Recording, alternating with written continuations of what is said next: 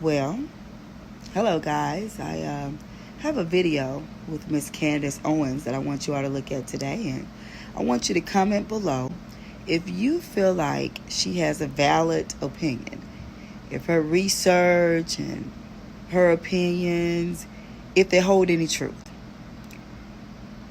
What she's saying is that she's not going to support, or she does not support, mortalizing and upholding George Floyd. She feels that the black community makes ourselves look disgraceful by upholding and mortalizing criminals. She goes on to say that she's done research and there's been crime everywhere, and that blacks make up 50% of the crime, and she's saying we have to stop. She's not going to mortalize George because she say he's a criminal. I have decided to do this video. It has been weighing very heavily on my heart and on my mind as well. And it was something that I wanted to say early on, but there were so many emotions and so much pressure for me to go with the popular opinion about who George Floyd was. And sometimes it can be difficult when there are just so many external pressures to say what you believe. And this was an instance where I felt like my silence would have been better in the beginning, but the more that I think about it, I realize that we are being sold a lot of lies, and at the detriment to the black community, at the detriment to the white community, and at the detriment to America as a whole. So I want to come out and say that I do not support George Floyd and the media depiction of him as a martyr for Black America. I'm going to explain why, and I hope that some of you guys will understand where I'm coming from. I have spent a considerable amount of time reading a lot of Black authors that I think are some of the most brilliant Black Americans breathing. Walter Williams, Shelby Steele, Thomas Sowell, and I recently came across something that was an idea that was planted into my head by Shelby Steele, and it has been something that I cannot forget. It is something that will stick with me for the rest of my life. And it is something that I hope for the Black Americans that are watching will stick with you for the rest of your life. Shelby Steele said that the Black community is unique from other communities. Our culture is unique from other communities because we are the only community that caters to the bottom denominator of our society. Now, let me explain what that means.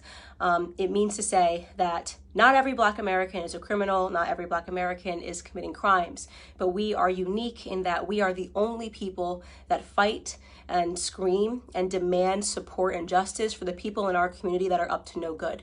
You would be hard pressed to find, a Jewish person who has spent 5 stints in prison, who commits a crime and dies while committing a crime, and that the Jewish people champion and demand justice for. You will be hard pressed to find this in white America. You'll be hard pressed to find this even in Latino America. If there is a person that is spent multiple times in prison, you are not going to see a bunch of Latinos coming out demanding justice for this person, even if, and I want to be very clear, what I'm saying is not any defense for Derek Chauvin. I hope Derek Chauvin gets the justice that he deserves to be implemented upon him, and that the family of George Floyd deserves justice for the way that he died. But I also am not going to accept the narrative that this is the best the Black community has to offer. For whatever reason, it has become fashionable over the last 5 or 6 years for us to turn criminals into heroes overnight. And it is something that I find to be.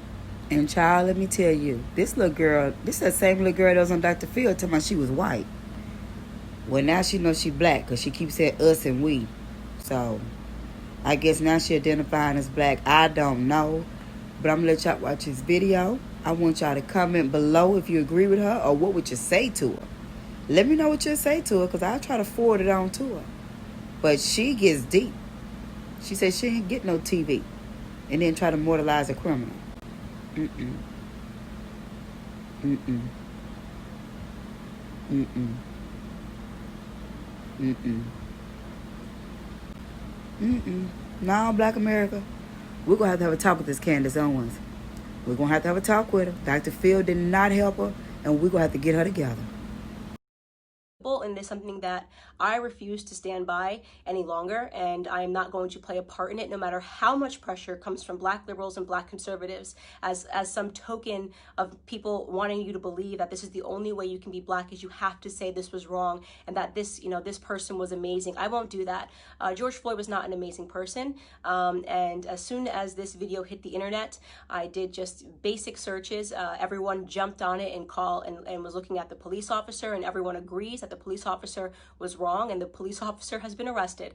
So that is not the reason I'm not discussing that, is because that is not something that has been misconstrued in the media. He has been turned into the devil that he is, and there is no reason for us to harp on that any longer, because white Americans are not uplifting Derek Chauvin as a victim or pretending that he's an amazing human being. But George Floyd is being uplifted as an amazing human being. For those of you who have not yet seen the clips and did not pursue or wait for more clips to come out, first and foremost, George Floyd at the time of his arrest was high on fentanyl, and he was high on methamphetamine. This came back in both of his autopsy reports. If you pursue the 911 transcript, you can see the person describing somebody who is out of their mind high, and which is what made the person fearful, because he tried to, use a bill that I guess was a fake bill to purchase something, and then he was outside acting weird, and they, in their police call, said that this person was obviously distorted and on drugs.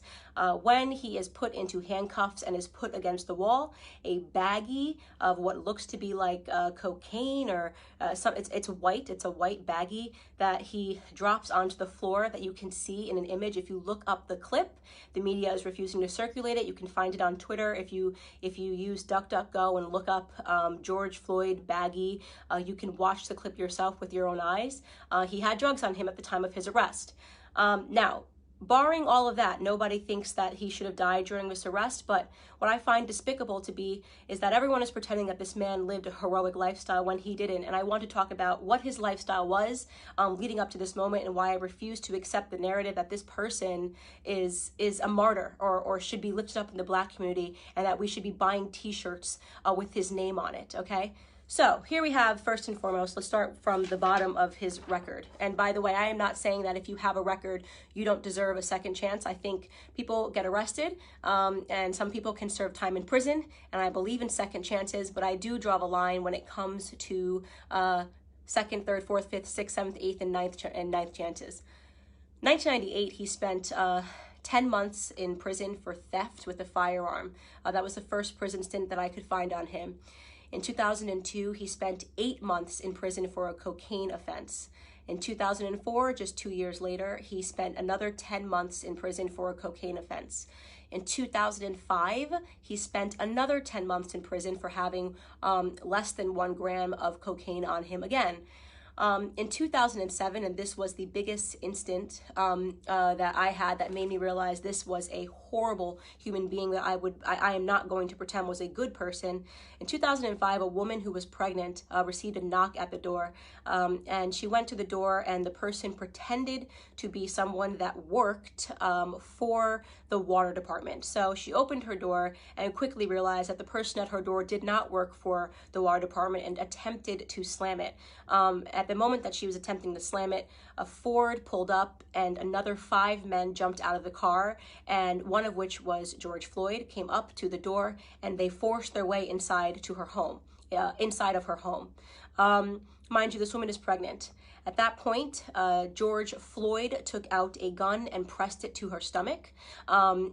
She was screaming, begging for her life, and he put her inside of her living room and instructed one of his criminal friends that was with him to watch her and to make sure she didn't leave the living room. So he was playing guard while they ransacked her home looking for drugs and money. They did not find drugs. They ended up taking, I believe, her wallet and her cell phone. Fortunately for her, her neighbor observed what was going on and caught the license plate of the people as they pulled off and called 911. And when 911 was able to, they were able to track down the car of which George Floyd was the driver, and they arrested him. And 2 years later, he was sentenced to 5 years in prison for that instance.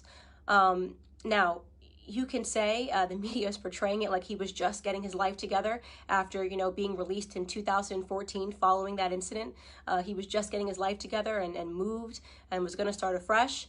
I'd like to believe all of those things, and there's a gap, and he never got in trouble for 5 years until this incident when the police were called on him again.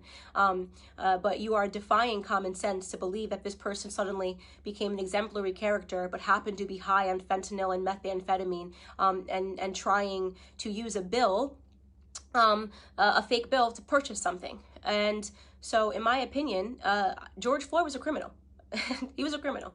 And just because he was a criminal doesn't mean he deserved to die at the knee of a police officer. But it does mean that I am not going to play a part of the broken Black culture that always wants to martyr criminals, who wants to pretend they were these upstanding human beings that just wanted to help society, that just wanted to reach out and uplift society. And he has a rap sheet that is long, that is dangerous. He was an example of a violent criminal his entire life, okay, up until the very last moment. Now, again, I want to be clear. This is not a defense for Derek Chauvin. No one that I have spoken to, no one in the news is defending Derek Chauvin. He is getting what he has coming to him. Okay, great. But why are we pretending that this criminal should be upheld as a citizen, as a martyr in Black America? A martyr for a fake narrative, by the way. Police brutality, racially motivated police brutality, is a myth. Okay, so let's get into that.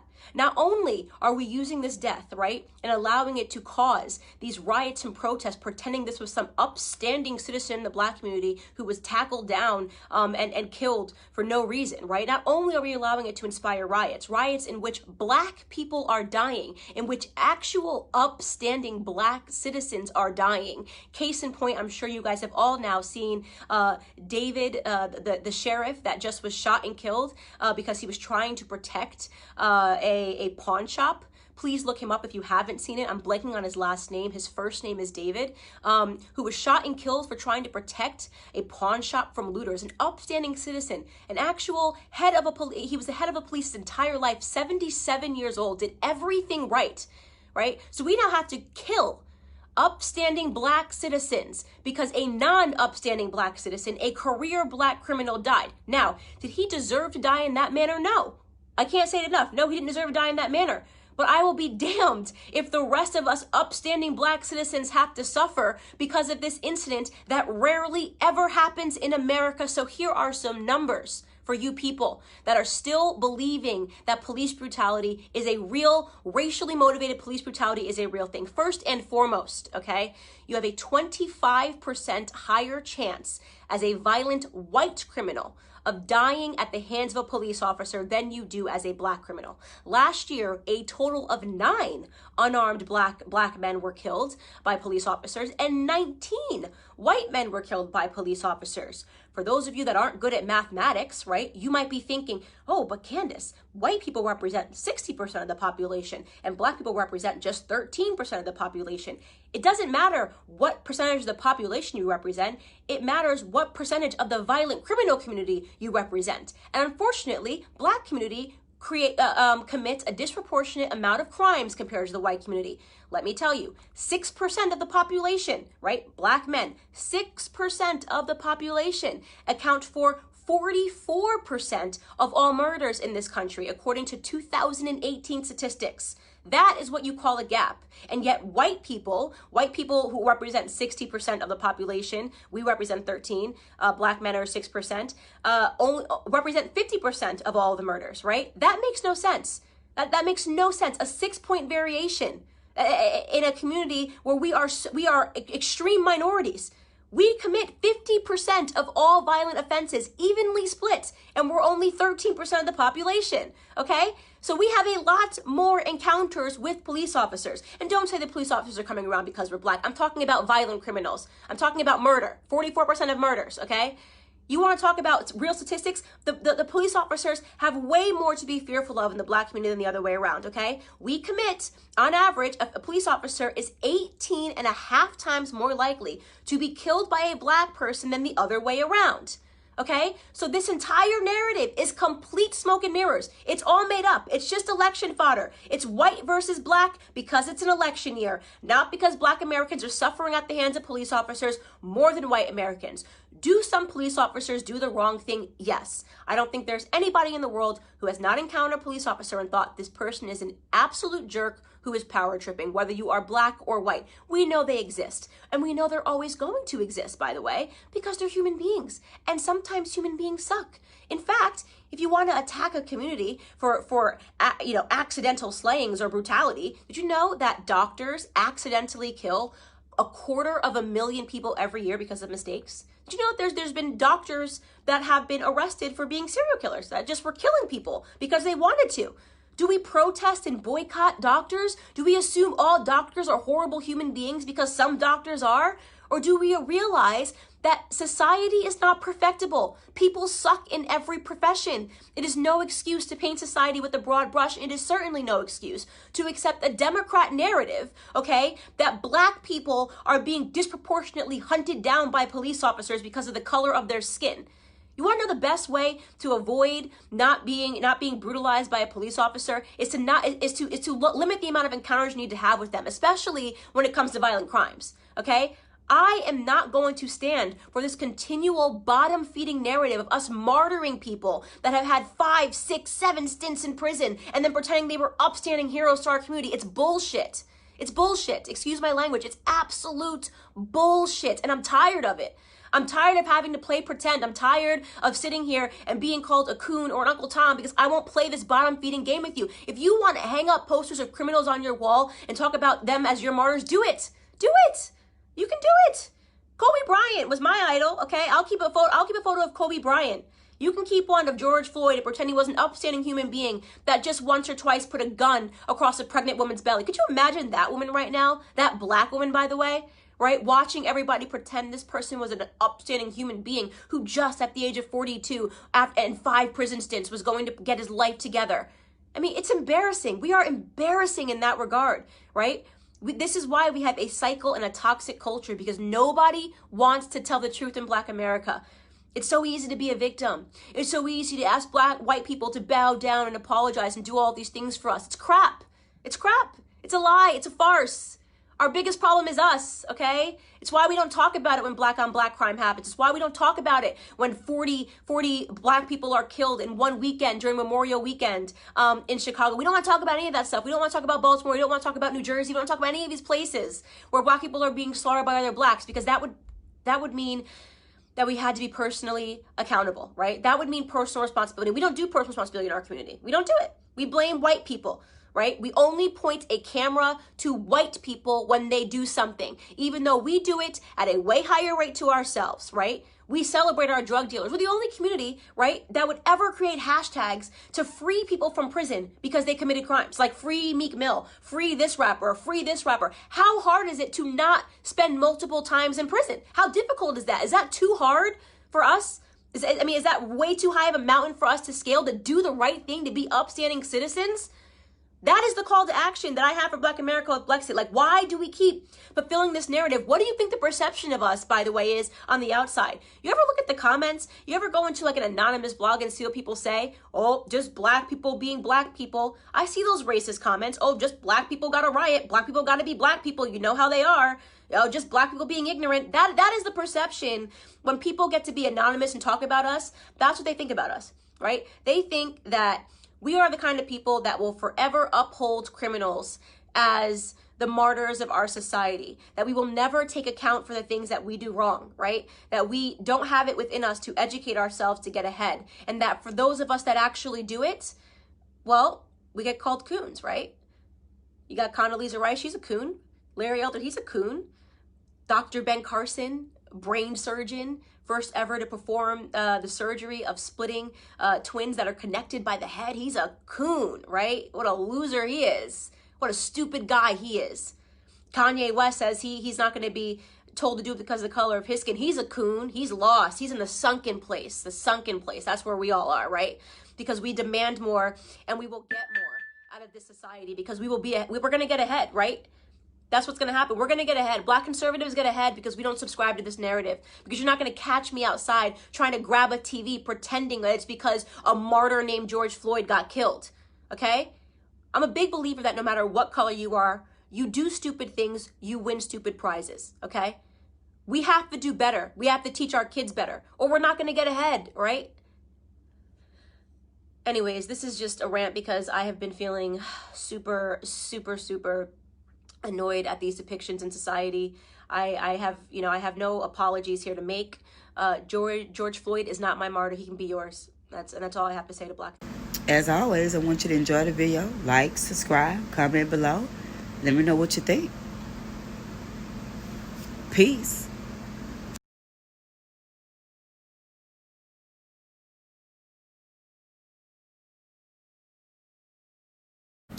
Now, Miss Candace Owens goes on to say that she just thinks he's a horrible person. She pulls up his criminal record and she states that he has held a gun to a pregnant lady's belly and he's a horrible, horrible person.